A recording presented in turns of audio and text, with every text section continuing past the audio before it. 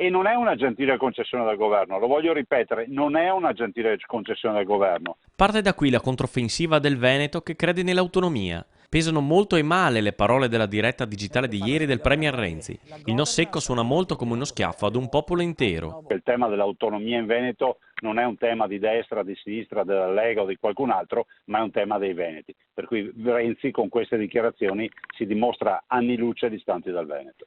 Mal consigliato dalla sua dirigenza regionale, troppo lontana da questa terra per percepirne gli umori, Renzi rischia comunque di dover fare i conti, oltre che con i veneti, con la legge. Noi abbiamo vinto una causa contro il governo, perché il governo aveva impugnato la nostra legge per fare il referendum e la Corte Costituzionale, non il circolo della briscola, la Corte Costituzionale ha dato ragione a noi e torto a Renzi. Comunque i veneti sappiano che ce l'avranno questo referendum e che quindi nessuno li chiuderà in casa. Bisogna però dare un grande segnale, una grande affluenza alle urne e poi una grande vittoria del sì.